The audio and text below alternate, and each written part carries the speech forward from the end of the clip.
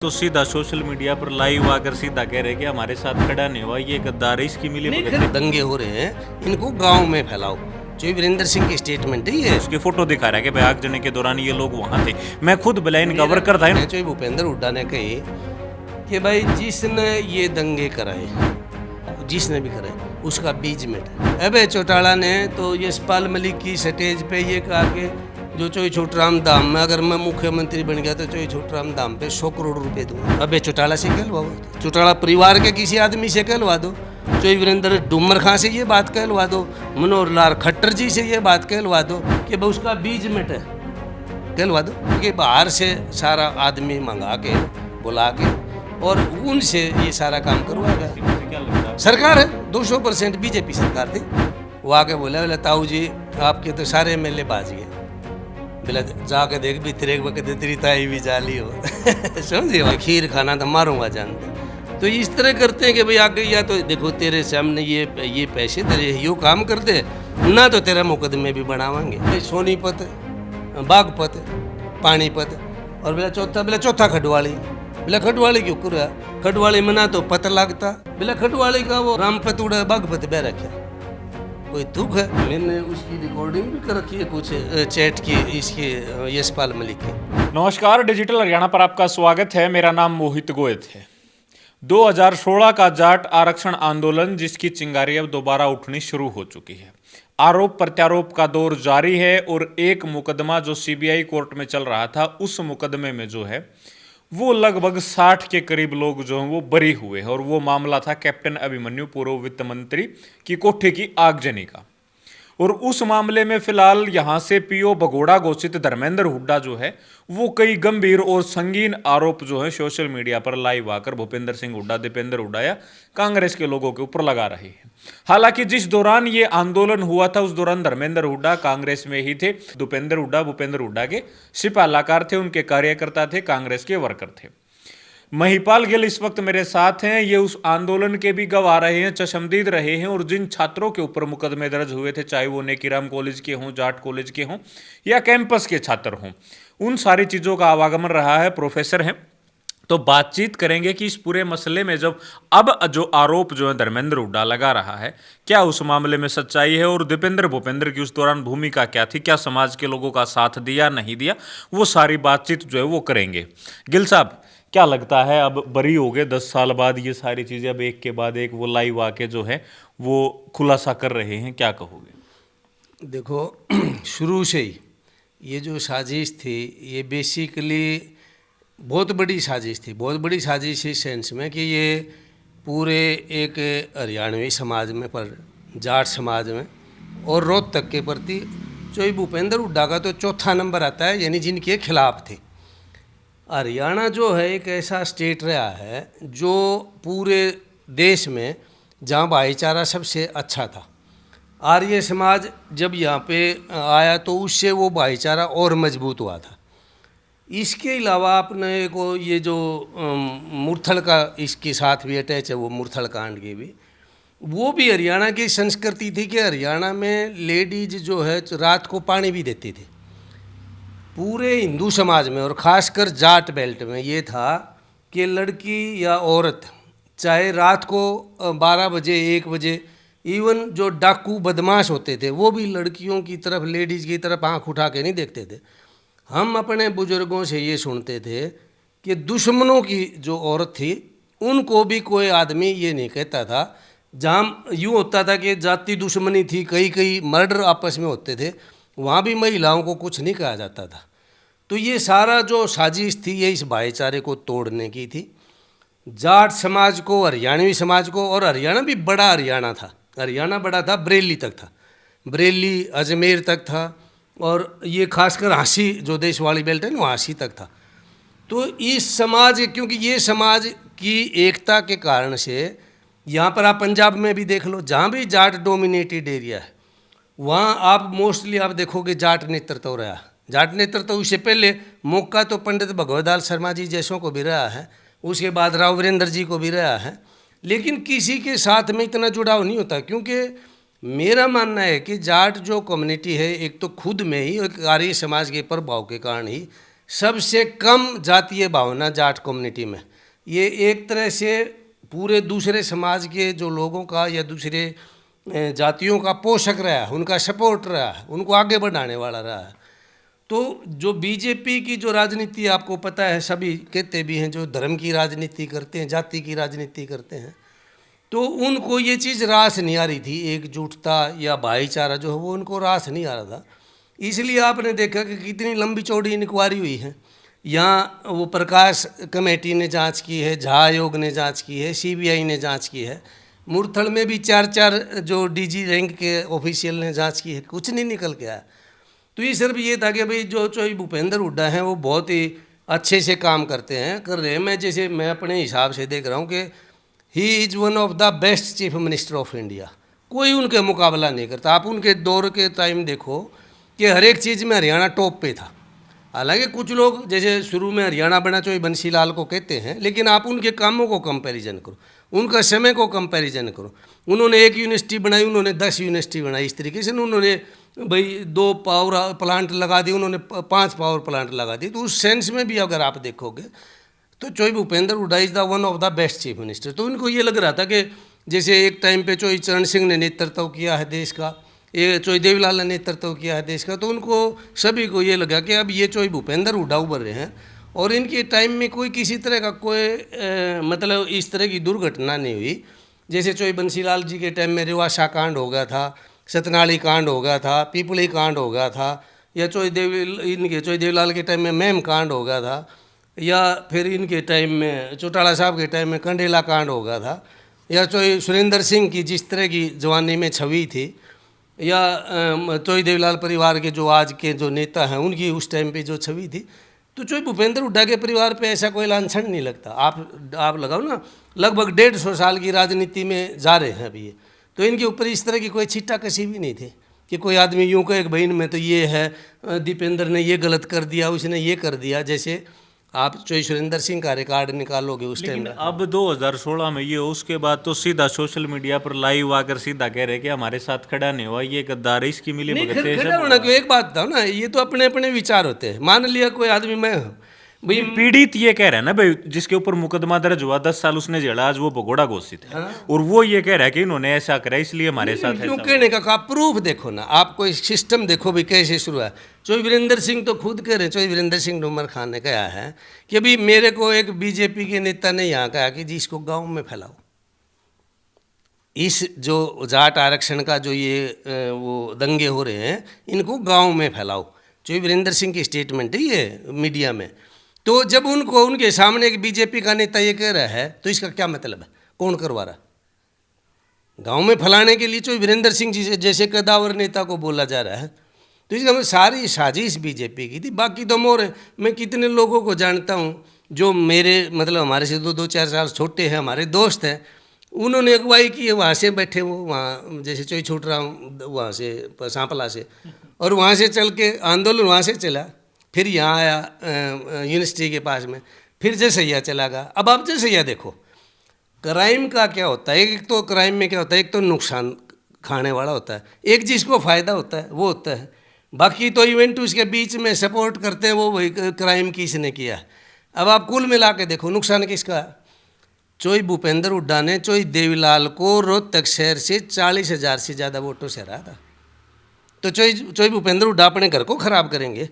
जो शहर है जो उनको मतलब 150 सालों से जो राजनीति में जिन्होंने खड़ा कर रखा है, उनको जो भाईचारा, जो जाट नॉन जाट का जो भाईचारा है, जो उनको हम एक चोई देवीलाल जी इतने बड़े कद्दावर नेता को जिसके बल पे उन्होंने हरा दिया, वो अपना घर खराब करे। लेकिन धर्मेंद्र हुड्डा तो लाइव आकर सीधा ये कह रहा है कि जो आदमी भूपेंद्र हुड्डा दीपेंद्र हुड्डा के साथ फोटो खिंचवा रहे हैं वो लोग वहां उसके फोटो दिखा रहा है कि भाई आगजनी के दौरान ये लोग वहां थे, मैं खुद ब्लाइन कवर कर था, इन्होंने हमारा साथ नहीं दिया। मेरा बेटा क्राइम कर दे, मैं कहूँगा उसको बेटा जा तू न्यू करके ना जा।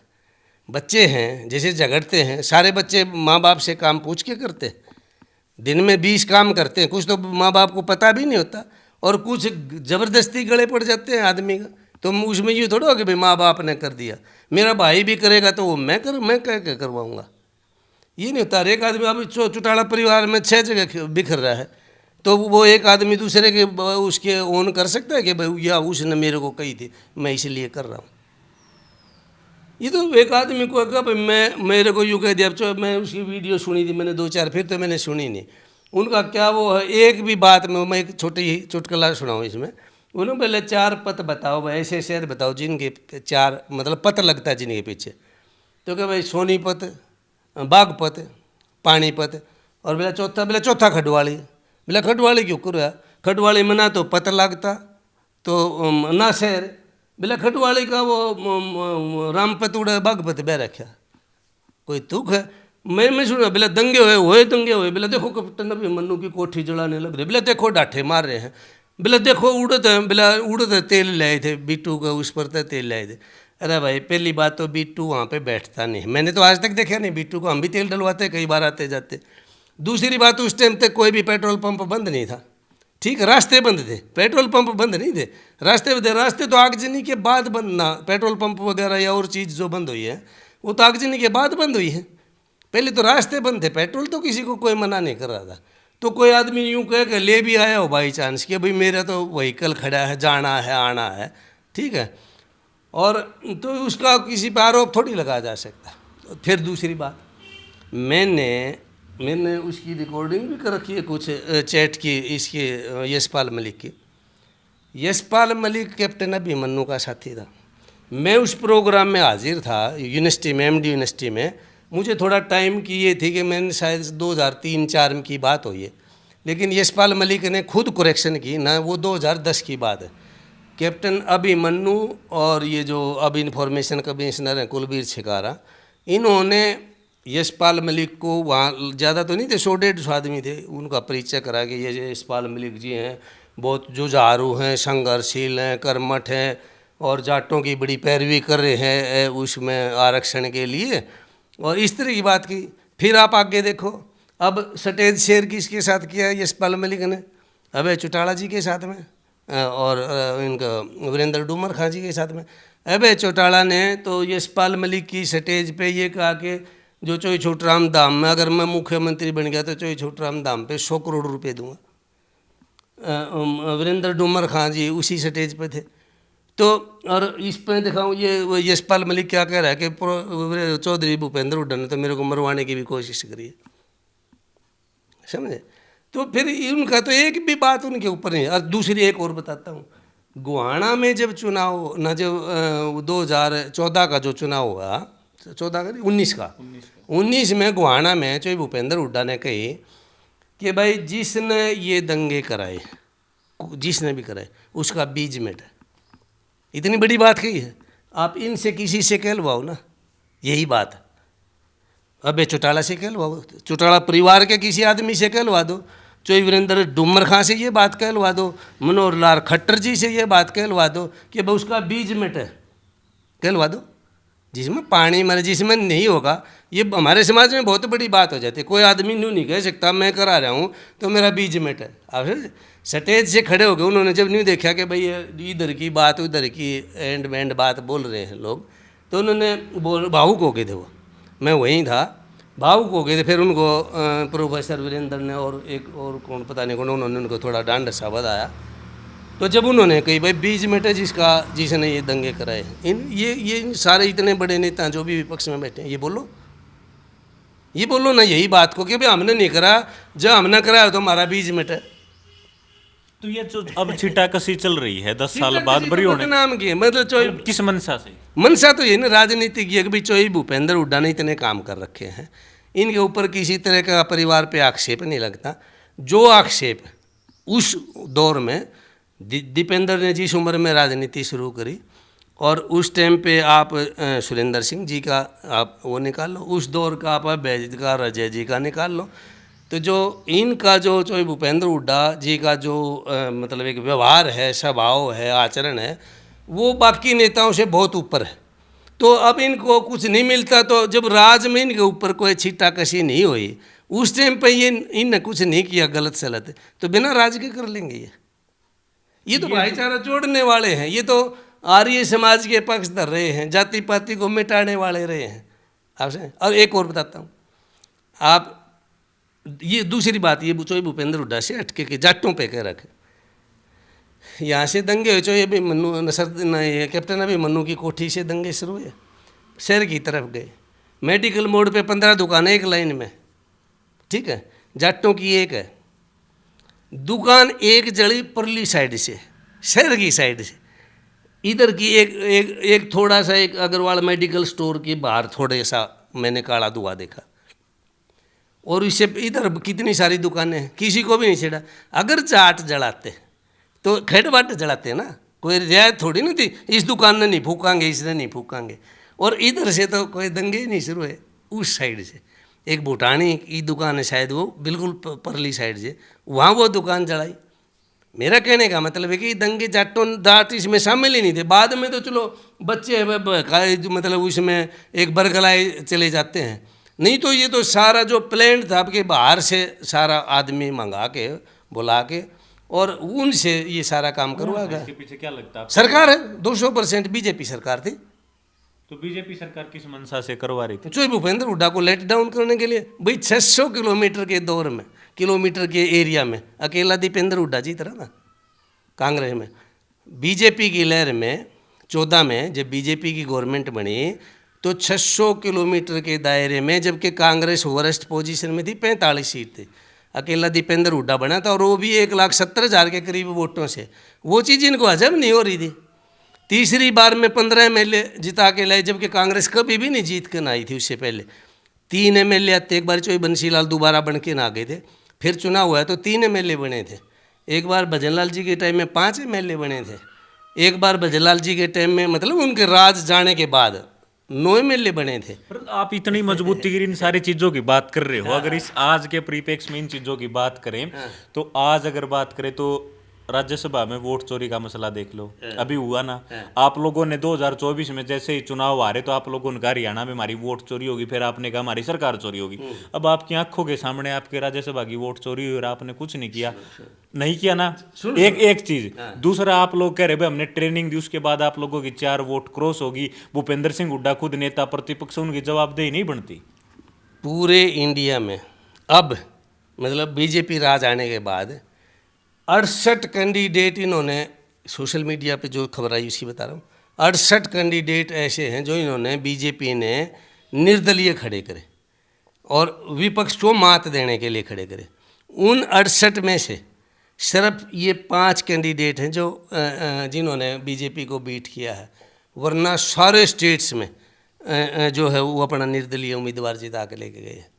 तो ये मजबूती है। और दूसरी बात बताता हूँ, ये हमारे पूरे देश का चरित्र है, जो भाई उसमें कुछ कहो आप, या तो यू को भाई डिसिप्लिन लाइफ नहीं होती।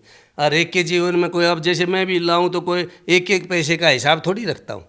अब जब आदमी कोई इस तरह के उसमें आता है तो सरकार जो है वो कैरेट एंड स्टिक मेथड भी यूज करती है। वो जन्म हनुमान का रात ना आकर वो लेकर खड़ा होगा गधा के, भाई खीर खाना तो मारूंगा जानते। तो इस तरह करते हैं कि भाई आगे या तो देखो तेरे सामने ये पैसे दे रहे, यो काम कर दे ना, तो तेरा मुकदमे भी बनावांगे। तो जब आदमी इधर से उधर से दबाव बना के पूरे देश में देखो आप, मतलब भूपेंद्र हुड्डा इतने दबाव में आगे, थोड़ी ना दबाव में आगे, इंडिविजुअल की बात है। कोई जो भी इंडिविजुअल जिसने तो पार्टी के प्रति, मतलब ये तो आप एक बात समझो गिल साहब, आप समझदार हो, सारी चीजें आपने देखी है। भूपेंद्र सिंह हुड्डा ऑब्जर्वर हैं, विधायक वोट डालने जा रहे हैं, क्रॉस वोट जिस विधायकों ने की है उनकी वोट भूपेंद्र हुड्डा ने पहले देखी, बाद में वोट ले क्या करते हो? भूपेंद्र हुड्डा उनको रोक नहीं, वोट डालने से पहले उनको दिखाई, वो रोक सकते थे भाई तू गलत कर रहा है पार्टी के खिलाफ। भूपेंद्र हुड्डा ने तो आज तक भी एक नाम नहीं बताया। तो आप रोक नहीं सकते। नहीं, वोट डालने से नहीं रोक सकता, लेकिन ये तो पता कि ये कौन है, पता तो हाईकमांड को बता दे, जनता को भी बता दो ना। जनता को क्यों? डिसिप्लिन की पार्टी बताए, हाईकमांड बताए, जो सेक्रेटरी जनरल बताए भी कांग्रेस का, राहुल गांधी बताए या खड़गे साहब बताए, उन्होंने उनको रिपोर्ट कर दिया, उन्होंने उनका नोटिस ले लिया। उनके मुंह से कह लो पाछे क्या हो जाएगा। जब उन्होंने कहा एक पार्टी की व्यवस्था होती है, जिम्मेदारी वाला आदमी कहे तो अच्छा नहीं लगता कि नेता प्रतिपक्ष है, उन्हीं तो विधायकों ने चुना है उसको। जिन विधायकों ने भूपेंद्र हुड्डा को नेता प्रतिपक्ष बनाया, वो अगर अपने विधायकों के बारे में भी ये 9 लोग गलत चल रहे हैं या ऐसा, 4 तो जबरदस्ती कैंसिल करिए, तो उसके खिलाफ आप लोग कोर्ट में कहाँ गए? अभी तक कोर्ट डाल दिया ना, कहाँ डाला? पहले तो इलेक्शन कमीशन को रिप्रेजेंट कर दिया, आज अखबार में आ रही है। उन्होंने इलेक्शन कमीशन को रिप्रेजेंट कर दिया, भाई 4 हमारी गलत कैंसिल करी है। और जो 5 वो हैं उनका इंडिविजुअल का आप आज पूरा हरियाणा बना, उससे आज तक का ट्रैक रिकॉर्ड देख लो। एक वो बता देता हूँ, ये पंडित भगवत दाल Sharma ji first time chief minister बने ना, जो सुनी सुनाई बात है, तो उन्होंने कोई छोटी बात कह दी, भाई इन चौधरियाँ का वो डोगा टंगवा, लाइक दैट कह दिया कुछ, तो विरोध हो गया लोगों में, लोगों ने उनका विरोध शुरू कर दिया, ग्रुपिज्म बन गया, तो सारे एमएलए दूसरे ग्रुप से जा जुड़े।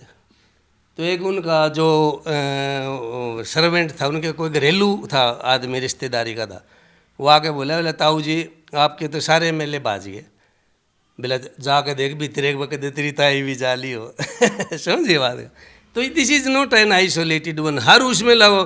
भजन लाल जी ने चोई देवीलाल की कह भाई सरकार तोड़ी, 79 में तोड़ी, 82 में तोड़ी, समझ गए। तो ये तो हमारा जो अब देखो कितने लोग हैं, आप हर एक पार्टी के लगा लो, जब भी सरकार सत्ता पक्ष होता है, और खासकर जब स्टेट में भी और सेंटर में भी एक ही सरकार होती है ना, तो सबके बस का प्रेशर झेलना नहीं होता, चाहे कोई सी भी पार्टी हो, नॉट ओनली कांग्रेस, आप किसी का भी लगा लो। मैंने तो बता दिया, देवीलाल जी की सरकार तोड़ी 79 में, वो तो चलो पार्टी का अंदरूनी मामला था।